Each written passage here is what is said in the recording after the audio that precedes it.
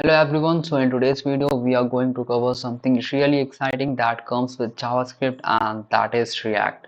So firstly, what is React?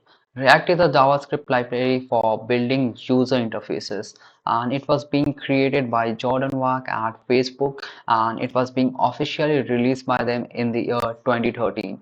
And from that time React has become very popular due to the efficiency that it holds with itself of building some really interactive UIs out of that. And you can visit this website that is react.dev, and you can read some more things on that, by the way. But in the meantime, let us walk through the next part, and let us know why do we use React and what is the most important thing that comes with React.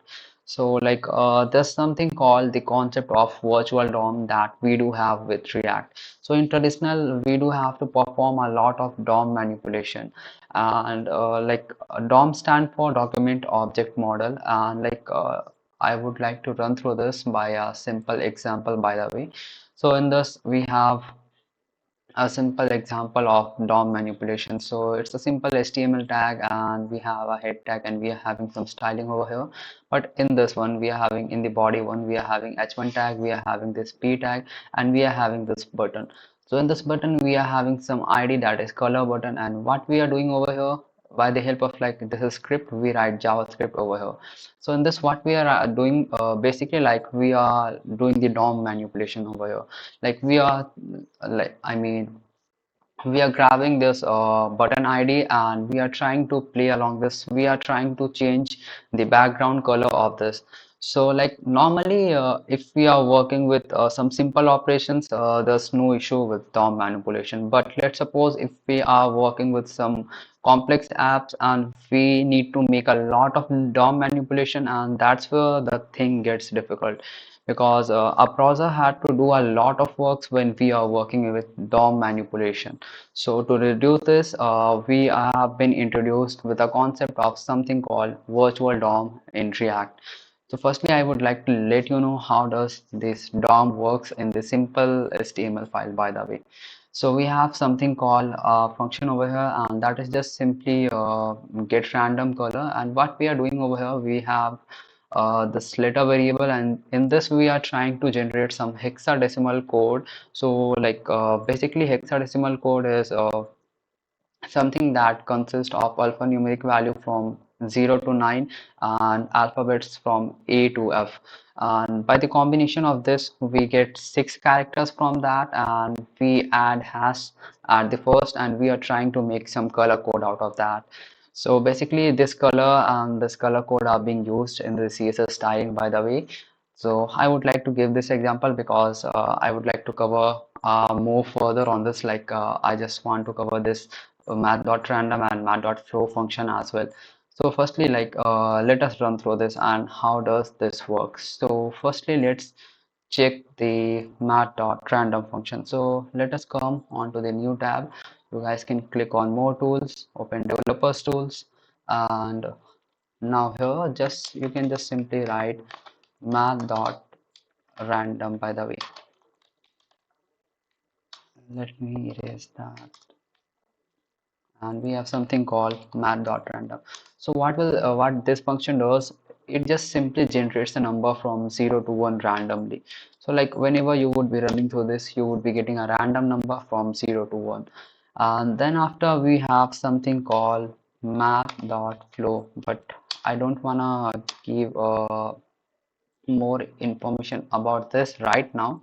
Let us run through this example, and you would get more clear idea on this. So let us walk through this, and let us know how does this works.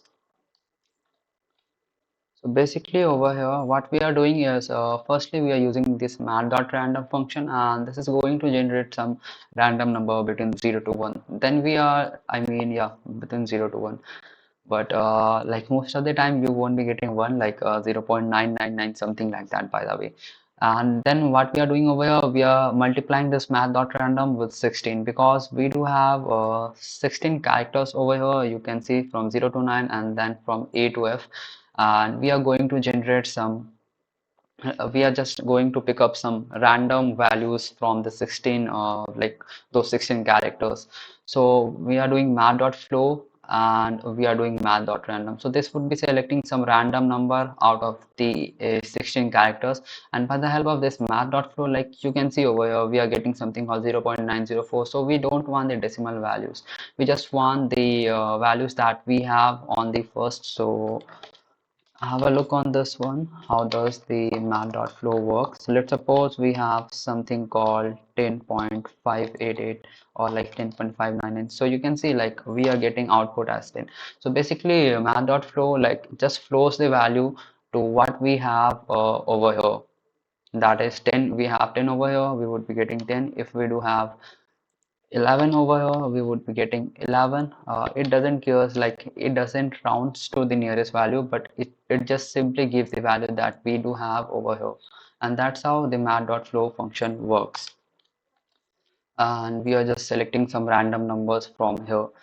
Now let us run through this. So basically we are like we are just simply running a for loop over here for like maybe yeah, it's like 6 times. We are starting from 0 and we are running till is less than 6, so it would be running for 6 times, and we are just having a variable that is color, and we are assigning some like some characters one by one. We are picking some random characters and we are just adding this random characters over here in the color. So basically, I would like to let you know what is hexadecimal color and like what are the colors code that we do have. So I have some very cool website for you. You guys can just come over this website, that is platin.com, and you can just simply play along this. And as we change the color, you guys can see over here we are getting some hexadecimal code over here, and that's the color code, by the way. So we have the color code for this color. I believe this is some kind of bluish color. So let us actually run through this. So I would like to go with DOM manipulation, by the way. So you guys can firstly install something called live server over here in order to run this one. I already have this one in my extension, so you guys can just simply click on live server and you guys can install this one, by the way. So just simply open this with live server and open up the console over here. You can open the console from here. That is also fine. And when we click on this change color, by the help of DOM manipulation, we are going to change the color. But I would like to show something extra over here, by the way.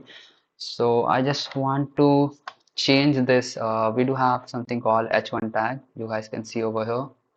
Yeah, this is, by the way, this is live server. You can go and you can install this one. So this is something called h1 tag, that is DOM manipulation example. And what we are going to do over here, we want to change the color of this h1 tag, by the way, background color, by the help of DOM manipulation. So how we would be doing this? We would be using something called document dot query selector, and we would be selecting h1 tag out of here. So what it does, it would just simply select this h1 tag, as you guys can see over here. Yeah, so this is just simply selecting the h1 tag, and now we want to style this like let's suppose we want to style this as a background color of, let's suppose we are going to add the background color of something called that we have copied from the website, that is Platon, and just simply paste this over here. I mean, and just click enter. Let us see what's gonna happen over here. This would be just simply changing the color of our h1 tag, and that's how DOM manipulation works, by the way. You guys can just simply play along this and change the color code. We would be getting any random color code, by the way. So that's how the DOM manipulation works when we like previously when we are just working with simple JavaScript file.